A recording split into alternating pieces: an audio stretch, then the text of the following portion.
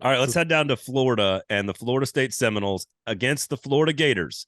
Both teams without their starting quarterback. Graham Mertz, unfortunately, injured for Florida. Jordan Travis, we've already talked about, of course, unfortunately, out for basically his career, obviously, at Florida State. You're going to have Rodemaker and Max Brown. Both have gotten some experience, but very little. Both talented kids that are going to step into these offenses. Only a 6.5-point spread. So Vegas is telling you that this Florida team is good enough to make this a game. They are at home. They are desperate to get to a bowl game. They need one more win to get to 6. Florida State is playing for its playoff life.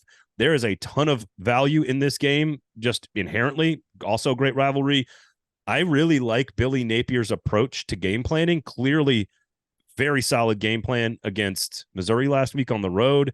The way that offense sort of meticulously operates, Max Brown actually brings a little bit more to the offense from an athletic standpoint. I actually think Florida can win this game. I think the Gators are good enough at home. I am concerned about getting stops against Florida State's receivers. but other than that, without Jordan Travis, this feels like a far more evenly matched game than I would have ever imagined.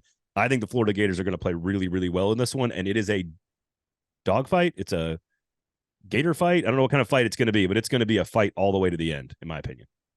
even with Jordan Travis, I would have worried about this game for Florida State, just because Florida has nothing to lose. I mean, they could get to 6 wins, but I mean, spoiling Florida State's undefeated season is probably a heck of a lot more appealing than going to the Bad Boy Mowers Gasparilla Bowl in Tampa or whatever, Liberty Bowl, whatever game they could go to.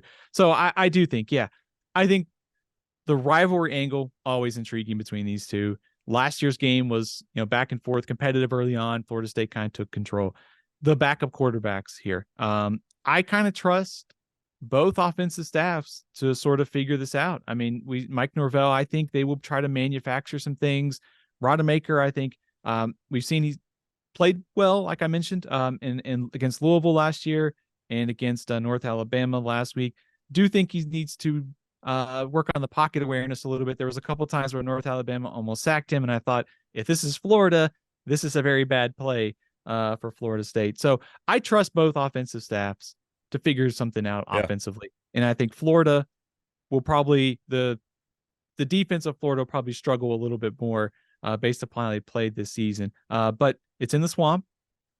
2 backup quarterbacks. It would not surprise me if this game goes down to the wire. And I think the concern you would have for both teams is which backup quarterback does not make the big mistake, because that might be pretty telling. And I also should give some credit to Billy Napier here too, because it's been a disappointing season.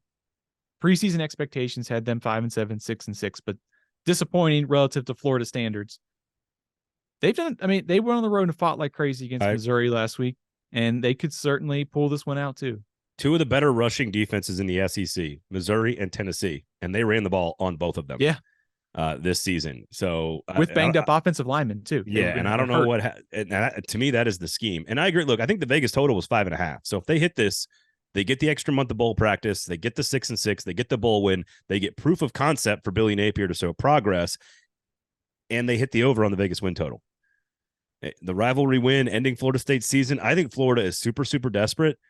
I think they're a little bit more balanced on offense than Florida State is, to be honest, which is crazy to say. And that's not, obviously not over the course of the season, Florida has not been better, but now without the star quarterbacks, I think the ability for Florida to run the football in tough situations like they did against Missouri and like they have against some other teams, Tennessee namely is one of the better defenses in the SEC stopping the run.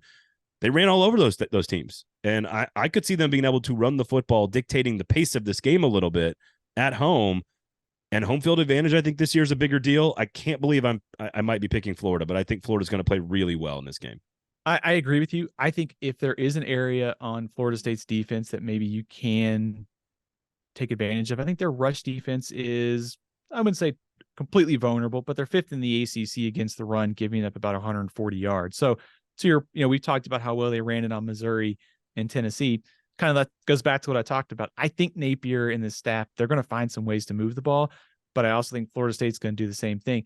Your point on, missing Jordan Travis, I think Trey Benson and that Florida State offensive line, they've got to impose their will here. They've been a lot more inconsistent in the ground game this year than they were last year. They're Benson's hit some big plays, but I think they need to see a little bit more down to down consistency here. So maybe that's it. Let's talk about backup quarterbacks. Which team stops the run and which running back has the better day, whether it's Benson, Etienne, or Montrell Johnson. Going to play a big role here. Quarterback's best friend, running game. Yep. I know you're taking the Noles because you don't pick too many upsets outright, but I'll take the Gators, man. I think they can win the game outright. I think there's a desperation here that they showed last week against Missouri. That's a very good Missouri team that they went toe to toe with. So I think they're playing, to your point about Billy Napier, I think they're playing some of their better football after the Georgia game and the Florida and the Kentucky loss. I think there's some things to buy into. Austin Armstrong has to solve some problems and get some depth, but there's some things to buy into, especially with a win against Florida State. So I'll take the Gators, I guess. I'm going Florida State. So we're different.